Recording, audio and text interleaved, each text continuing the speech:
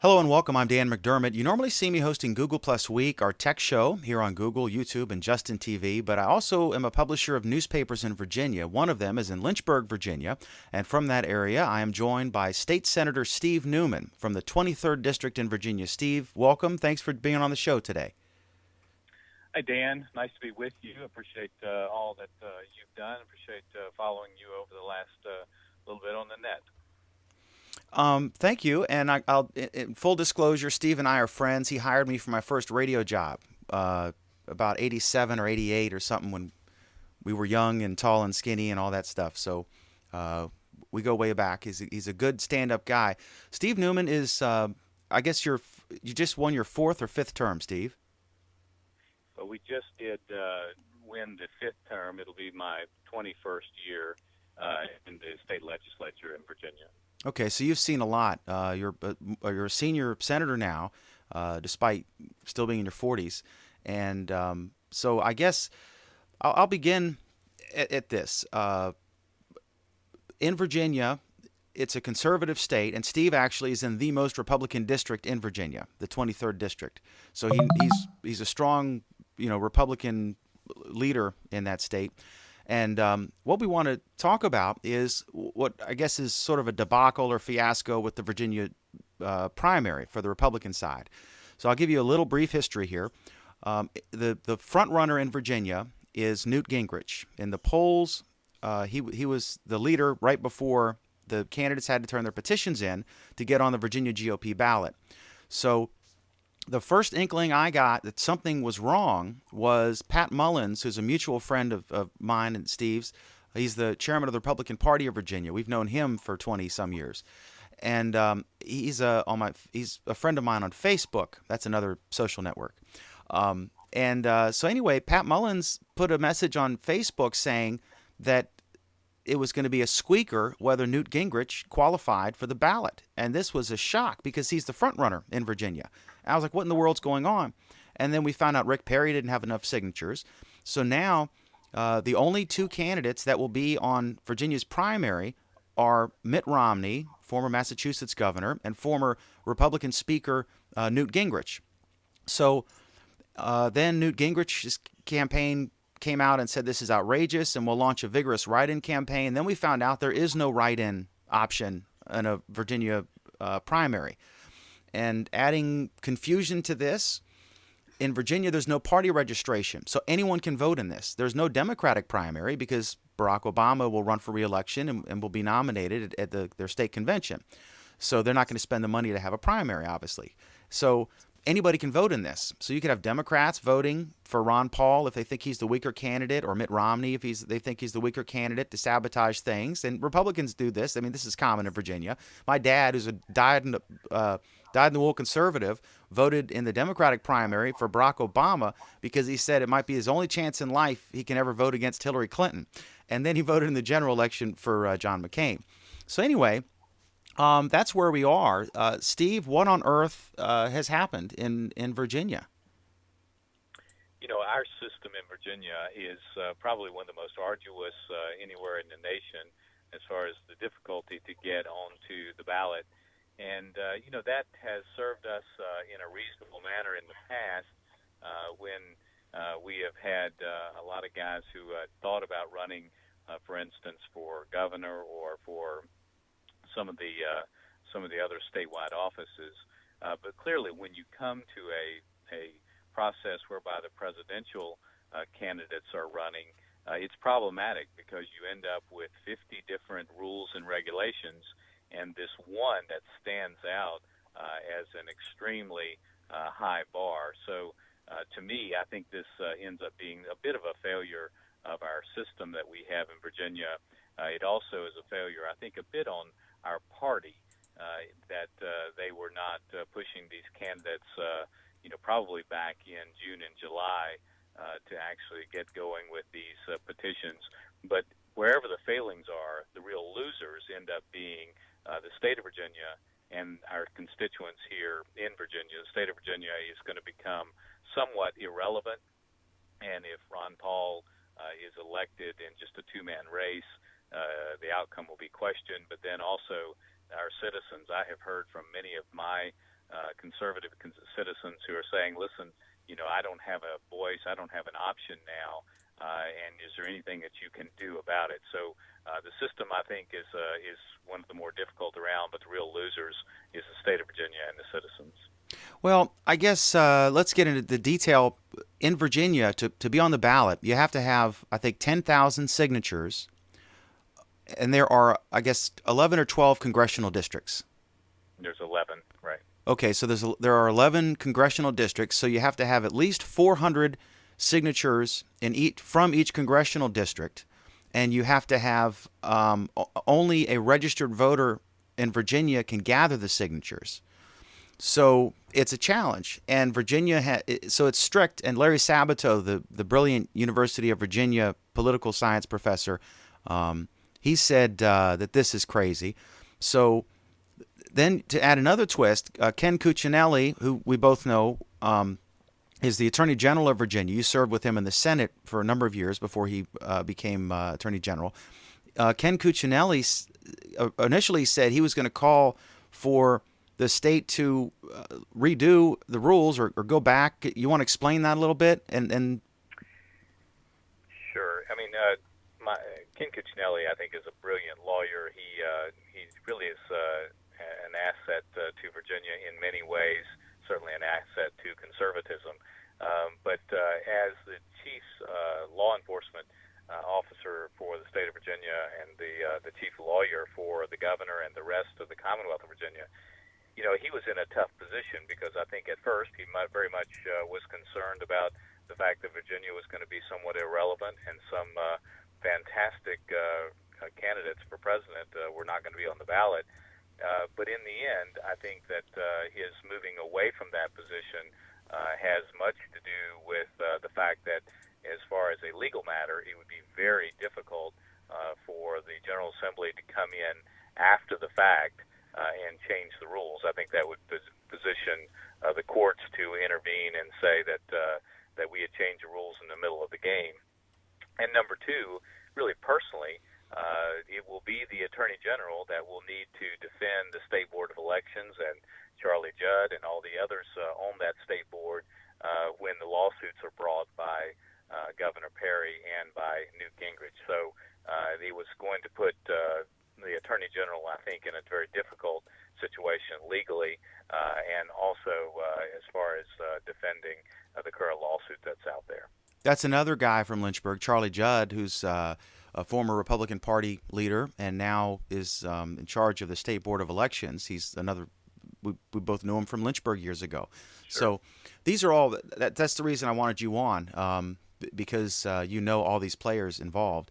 And I just I think it's insane to say that the front runner in the polls isn't going to be on the ballot, and there's no way to write him in. So basically, it's a contest between Mitt Romney and Ron Paul.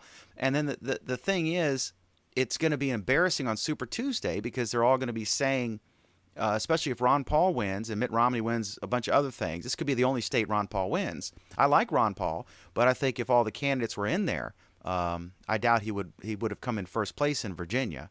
And so that's what we're left with. And it was an awkward situation for Attorney General Cuccinelli because initially he was opposing it, but then he's put in the situation where he's going to have to defend the state, or his office will. They can delegate it to someone else if he disagrees. But he sort of came around. The thing is, and my friend Linda Lowry's on here, she said that she agrees with what you're saying somewhat, but the requirements are known. So why would following them be a problem? Why is it such a big deal? I would think getting 10,000 signatures in a state over a period of 6 months or a year, finding a few volunteers. I don't know how many signatures are required to be on the Senate ballot, or if that's even necessary if you're the nominee of a major party. Right. How many signatures do you have to get, and how much of a hassle is it?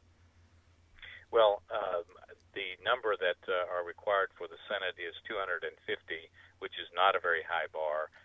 This last time when I ran, we turned in something close to 1,000 signatures from throughout my district, which is Lynchburg all the way through northern Roanoke and also on to Craig County near West Virginia. And I think the gentlelady is correct. As far as the responsibility goes. And there is two sides to this coin, and she's identified it. That the process is well known. Everyone knew what they had to do. They knew that Virginia was a high bar state, and they had to get going quickly. There were two campaigns that were well funded and well organized. Romney, of course, has the lieutenant governor running his Virginia operation. Ron Paul is known for having tremendous grassroots capabilities. So they were known. I do think it's a little difficult in a 50-state race if you have your bar so high that almost none of the candidates qualify. That probably tells you something. It doesn't tell you about disorganization necessarily of Newt Gingrich or Governor Perry or others. I think it tells you more about the bar. But the gentlelady's correct. Everyone did know where the bar was, and even though I think we probably need to change that bar, it was incumbent upon the candidates to get their petitions in. And I was thinking, I'm doing the math as you're saying this, 250 signatures, there are 40 state senators. So in 1/40th of the state, you have to gather 250 signatures. If you multiply that 40, you get to 10,000. So you have the exact same requirement as the presidential candidates, just you have to worry about, I mean, not really, but as far as proportionally, it's the same thing. So correct. I guess when they were talking about whether Chris Christie would enter the race, and they said it's really late. This is the kind of thing they're talking about. You really, if you procrastinate, it can be a hassle, and some candidates can't get on the ballot in all these states. Some will choose not to. So let me go to the room. Let me ask. We've got Oleg here. You're in California. Have you guys heard anything about this? Do you have any thoughts on the situation? I know you've read the stories, Oleg. Yes, I have. What are your thoughts on this whole situation? Well, I think, I totally agree with what was said in terms of, people need to follow rules and stuff like that. But at the same time, it will wind up being a somewhat inaccurate representation in terms of the outcome of the, at least, results in Virginia, because there's only two people that are going to make the cut. That means that, either Ron Paul will do it or Romney will do it. Romney's ahead in polls now everywhere, so it's likely he would have won anyway. But it's one of those things without actually getting everybody else on the ballot. It's hard to say. So it's unfortunate that with everybody knowing what's going on, they didn't do due diligence to participate properly. But probably, changing the rules slightly going forward, maybe we'll make it a little bit easier so people who are a little bit late to the game can get in. But it is what it is. So most likely either Romney or Paul are going to win, and that's going to be the Virginia situation with primaries. One thing, Steve, this is awkward because I guess I don't know if you've endorsed anyone, but I guess would you endorse someone who's can't? I mean, ordinarily, like if you were to endorse someone, it would be encouraging Virginians, because someone in California doesn't know who you are, doesn't care who you endorse, but someone in Central Virginia would. But I guess it would be awkward now if you were to endorse a candidate who's not even on the ballot. What would be the point, right? It would, Dan. I'm not sure if you can hear me well. You had started to break up there a bit. You're fine. Go ahead. We can hear you fine. Great. Good. I planned on making sure that I cast my ballot for Newt Gingrich. I have been a supporter and a follower of Newt's ideology for many years, and so I plan to go to my polling place and write in the name of Newt Gingrich. To me, he is the guy that I would make president if I had the opportunity to pick one myself. He is not, of course, the guy that's most likely to beat the current sitting president, but I will follow my convictions and support Newt. So it does make it difficult for me to encourage others to follow my path, knowing that they may very well think that their vote in a case where you're doing a write-in is not likely to win. So it certainly limits the field of influencers out there, like senators and delegates and others who might end up weighing in on the process. Well, I know that in the general, of course, you can write them in, but in the primary, you cannot do a write-in. That was one of the problems when Newt first said he was going to launch a vigorous write-in campaign. Then they came out and said, well, there is no write-in option in a primary. There's only these two choices, or, that's it. So what are these what in you end up with is in Virginia you can write in. It's just that they can't be accepted, and so Oh, okay. I mean they'll be collected by the register. The only people who are qualified can end up getting it, and that's an old rule in Virginia.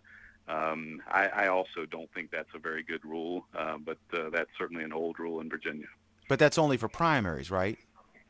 You can That's do right. what you When want you to do come in the to general. any general election, they will tally every vote, and oftentimes there are many write-in candidates, even in elections like mine. Okay. Some are pretty funny, entertaining write-ins. I think you've They lost are. a few votes to Mickey Mouse in the past, and That's right. but yeah, I know in Front Royal, Virginia, we had a write-in win election as mayor. So I know it can happen. It's rare, but it can happen. So do you folks in the General Assembly, do you actually do this? I mean, do you make these rules, or does the State Board of Elections make them up? Because I don't even think a lot of you folks were even aware of the situation. We're aware of the 10,000. That's something that you see for governor and lieutenant governor, and there's some really mad dash scrambles for some pretty big names when it comes to getting on the ballot for attorney general and lieutenant governor. Governor is normally not too much of a problem out there, but the Code of Virginia is interesting in that it sets up the mechanisms and the processes, and then it gives a lot of the minutia rules over to the local party or to the state party. So you could end up with a situation where, for instance, if you come to a canvass or a firehouse primary or one of those others non-voting primaries, non-precinct primaries out there, all the rules are set up by the parties in those cases. However, when you come to a primary, something that you'll actually have a state polling place open, then many of the rules for that end up being written into the Code of Virginia. Jeff is in our joining us on Google Plus as well, and he's pointing out that this is a reflection of how organized they are. It is a scramble. It is. And it's how much money you have. Jeff, you got any thoughts or questions here? Yeah, I do believe that how they run the campaign, how well organized they are, what happens during their campaign, how they handle themselves in the debates are all qualifiers for, when someone does vote. So when there's a hiccup like this, it shows that they can't run a campaign as smoothly as perhaps Mitt Romney or even Ron Paul. So they have a savvy organization and they were able to set it up, and that is how you run the government as well. So running a campaign at this level is important, and it is an indication. If you have troubles in your campaign, it's going to be a reflection and shown here. So regrettably it happened, but it's another criteria, right? Wouldn't you agree? I would think so. Steve? Yeah, I mean, clearly it is, and there's no backing away from that. That doesn't mean that I don't support changing Right. the system. I think when you have the vast majority of the presidential campaigns that don't qualify, it's probably an indication that the system need altering. But in this case, the gentleman's right. The fact is that everyone knew what the rules were. It was incumbent upon the chairs and vice chairs of those campaigns to get the work done, to sound the alarms if they weren't able to get it done, to bring in more resources, to make sure the campaign had the resources, and clearly that did not work. So for this case, the rule was very difficult, and the bar was high, and they didn't make it except for the Paul and the Romney campaigns. What's the window like? When can you start gathering signatures? Dan, I believe that that date is sometime in June or July. I think it's sometime in the summer. I know the ones for obviously the state senate real well, but I think that the ones for the presidential open up sometime in the summer. So you have to get roughly 100 signatures a day. You have to get Yeah. about 5 months or something. Yeah. And so it's the exact same requirement for a governor for any statewide office. In other words, to be on the statewide ballot, you have to get 10,000 signatures, 200 from each congressional district, and they have to be a registered voter in Virginia has to be gathering them. So Yeah, this is 400 something that from each statewide congressional candidate. district is So this isn't new. These are the same It rules. isn't. It's an old rule, and it's been around a long time. And of course, the Cuccinelli lawsuit that he filed before he became Attorney General, he actually sued the state of Virginia for the ability of the parties to select their primary process. So he has been in the past somewhat a defender of the parties being able to select their processes, and the Code of Virginia kind of ceding that power to the state parties under freedom of assembly, which is the method that he sued under, and he's won a number of provisions there that have been used in a number of primaries. Okay. Any last comments here from you guys in the? I just want to make a comment, if that's okay. Yeah. I kind of feel like, even if someone wins the primary, it's kind of like, how Pat Buchanan won, a couple primaries, and he looked like he was gaining momentum and then just, kind of fell right off. And then that could be the case of either Ron Paul or Newt or something. It's kind of looking like it's the long haul. It's not just one primary. It's not, if you're, Rick Santorum and you're just putting all your eggs in the Iowa caucus, or you're putting all your John Huntsman in New Hampshire, that doesn't really work for the long primary season, and it seems that the campaigns that are have a big infrastructure and well thought out seem to, win. At least history kind of looks that way. I know all the radio and TV stations are really upset because they're not going to get all that ad money that they would normally have gotten. Anthony, you had a question? That's a great point that I did not even consider. That's a great point, that there's a lot of money that was headed to Virginia. Virginia's got a number of delegates, and that's a pretty big miss. And a lot of jobs, right? I mean, Yeah. all these candidates would have hired people for all sorts of jobs. I mean, it's not a lot of jobs, but it's to those people, it's an important job. Anthony, go ahead. Steve, it sounds like you would support changing the rules involved in the primary process. And if this is true, would you support trying to change them before the primary election, which may not even be possible? Or would you want to wait until after this issue had passed?